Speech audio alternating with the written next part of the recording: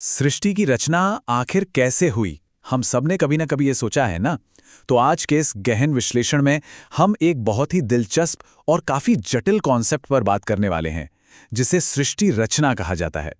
हम सीधे स्रोत सामग्री का इस्तेमाल करके इसे डिकोड करेंगे। और सच मानिए, ये एक ऐसा नजरिया है जो दुनिया और ब्रह्मांड के बनने के बारे में हमारी पुरानी सोच को पूरी तरह से पलट कर रख देगा। इस चर्चा में आगे बढ़ने के लिए हमारे पास एक एकदम क्लियर रोडमैप है। हम बात करेंगे सर्वोच्च रचयिता की अवधारणा पर, फिर ब्रह्मांड की उत्पत्ति, ज्योति निरंजन और दुर्गा की कहानी, 21 ब्रह्मांडों का चक्र, अलग अलग धर्मों का इस सब में क्या कनेक्शन है, और अंत में मोक्ष को लेकर क्या भविष्यवाणी की गई है। तो चलिए बिना किसी देरी के शुरू करते हैं। तो सीधे अपने पहले पॉइंट से शुरू करते हैं, सर्वोच्च रचयिता की अवधारणा। आखिर इस पूरे ब्रह्मांड की शुरुआत कहाँ से हुई? इसे समझने के लिए हमें इस धर्मशास्त्र की बिल्कुल बेसिक नींव को समझना होगा, जो हमारी आम समझ से बहुत अलग है। स्रोत सामग्री के हिसाब से हमारे इस मौजूदा भौतिक ब्रह्मांड के बनने से बहुत बहुत पहले सारी आत्माएं एक बेहद शांत और हमेशा रहने वाली जगह पर रहा करती थीं। इस जगह को सतलोक कहा गया है।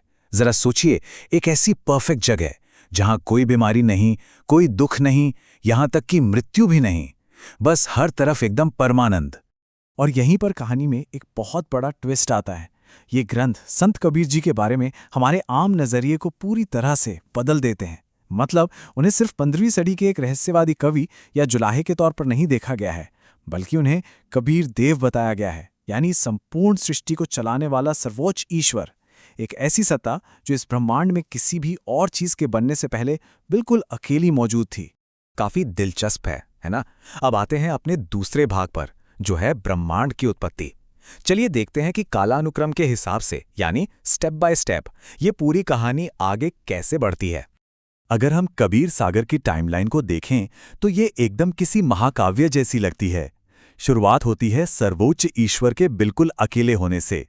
फिर युगों पहले अपनी शब्द शक्ति का इस्तेमाल करके उन्होंने 4 लोकों की रचना की। इसके बाद 16 पुत्रों की उत्पत्ति होती है। और फिर एक बहुत ही अहम मोड़ आता है, जब अचिंत नाम के एक पुत्र को आगे की रचना का काम सौंपा जाता है, और वो अपनी मदद के लिए अक्षर पुरुष की रचना करते हैं। इसके बाद जो होता है वो और भी ज्यादा हैरान करने वाला है।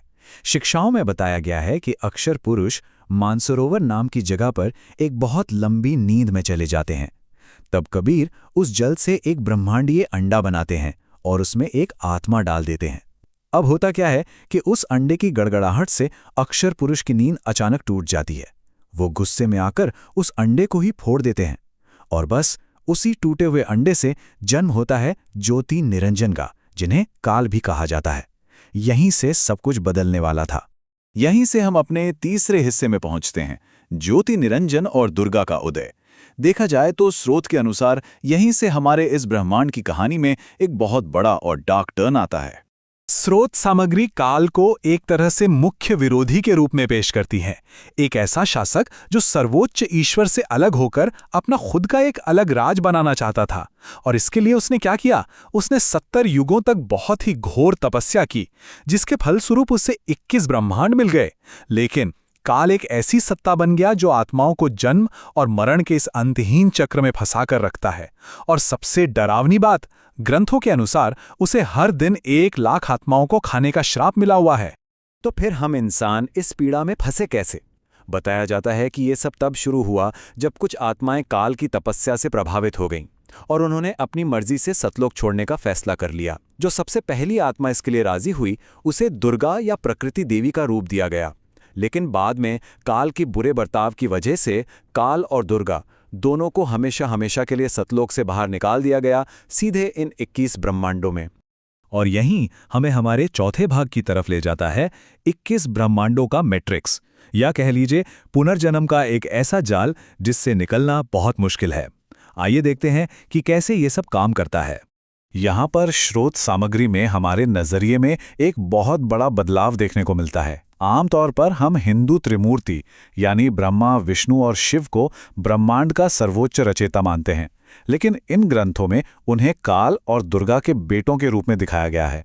बेसिकली वो सर्वोच्च रचयिता नहीं है, बल्कि काल के इस बहुत बड़े सिस्टम को चलाने वाले डिपार्टमेंट मैनेजर्स की तरह हैं।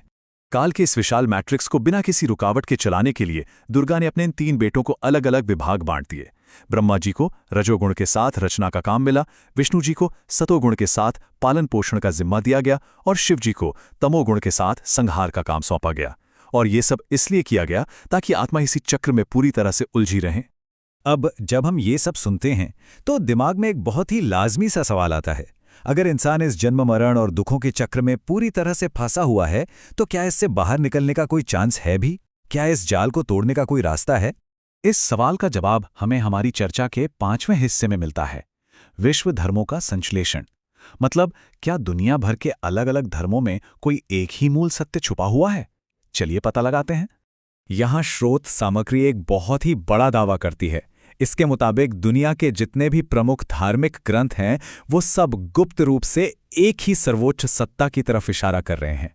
चाहे वो वेदों में कबीर देव का जिक्र हो, कुरान में अल्लाह अकबर हो जिसे यहाँ अल्लाह कबीर बताया गया है, बाइबल में ईश्वर के मानव रूप में आने की बात हो, या फिर गुरु ग्रंथ साहिब में कबीर देव की महिमा हो, ये सब कुछ एक ही रचयिता यानी कबीर को ही प्रमाणित करते हैं। एक और काफी हैरान करने वाला दावा ये किया गया है कि दुनिया के जाने माने धर्म संस्थापक असल में हिंदू त्रिमूर्ति द्वारा ही भेजे गए थे। ग्रंथों के मुताबिक बाबा आदम ब्रह्मा जी के लोक से आए थे, ईसा मसीह विष्णु जी के लोक से और पैगंबर मोहम्मद शिव जी के लोक से आए थे। कहने का मतलब ये है कि वो स्वतंत्र नहीं थे, बल्कि अनजाने में काल के उसी बड़े ब्रह्मांडीय मैनेजमेंट का ही एक हिस्सा थे। इसीलिए ये शिक्षाएं बहुत मजबूती से इस बात पर जोर देती हैं कि आज दुनिया में जो भी धर्मों के नाम पर बंटवारे हैं वो सब सिर्फ एक भ्रम है। एक बहुत ही फेमस लाइन है, जीव हमारी जाति है, मानव धर्म हमारा। इसका मतलब है कि हम सब एक ही सार्वभौमिक मानव आस्था का हिस्सा हैं और इन सारे बंटवारों से ऊपर उठकर ही हम उस असली रचयिता को पहचान सकते हैं। और अब हम अपने आखिरी और सबसे अहम हिस्से पर आते हैं, मोक्ष की भविष्यवाणी, यानी इस पूरे मैट्रिक्स या जाल को तोड़कर बाहर कैसे निकला जाए। कबीर सागर में एक बहुत ही खास नंबर का जिक्र मिलता है, 5050 वर्ष। कहा जाता है कि काल के साथ हुए एक संवाद में ये तय हुआ था कि जब कलयुग के ठीक 5050 साल बीत जाएंगे तब सर्वोच्च ईश्वर अपना एक बहुत ही खास प्रतिनिधि, एक तत्वदर्शी संत दुनिया में भेजेंगे जो आकर सबको सच्चा ज्ञान देगा। तो फिर मोक्ष का वो रास्ता क्या है? स्रोत कहता है कि इसके लिए एक बहुत ही सटीक आध्यात्मिक प्रक्रिया है। सबसे पहले एक पूर्ण गुरु की खोज करना, फिर उनसे सार शब्द नाम का एक सच्चा मंत्र लेना, उसके बाद अपनी आखिरी सांस तक बिना किसी चूक के नियमों का पालन करना, और अंत में काल के दूतों को हराकर अपने असली घर यानी सतलोक वापस लौट जाना। ये किताबें इस बात पर बहुत फोकस करती हैं कि काल के इस बेहद उलझे हुए जाल को काटने के लिए सिर्फ एक चीज काम आ सकती है, और वो है ईश्वर पर पूरा अटूट विश्वास और समर्पण। जब कोई उस सच्चे ज्ञान को पाकर पूरी तरह से शरण में जाता है तो उसके पिछले जन्मों के लाखों कर्म पल भर में जलकर राख हो जाते हैं और मोक्ष का रास्ता बिल्कुल साफ हो जाता है। तो ये पूरा ब्रह्मांड विज्ञान न सिर्फ हमें सोचने पे मजबूर करता है, बल्कि हमारे वजूद और हमारी मंजिल को लेकर एक नया नजरिया देता है। अब जरा एक आखिरी सवाल पर गौर कीजिए, अगर दुनिया के सारे धर्म वाकई में किसी एक ही मूल की तरफ इशारा कर रहे हैं तो क्या ये मुमकिन है कि हम आज उसी दौर में जी रहे हैं जिसकी इतने युगों पहले सार्वभौमिक मोक्ष के लिए भविष्यवाणी की गई थी? ये एक ऐसा विचार है जो रियलिटी को देखने का हमारा पूरा नजरिया ही बदल सकता है। आज के इस विश्लेषण में हमारे साथ जुड़ने के लिए बहुत बहुत धन्यवाद।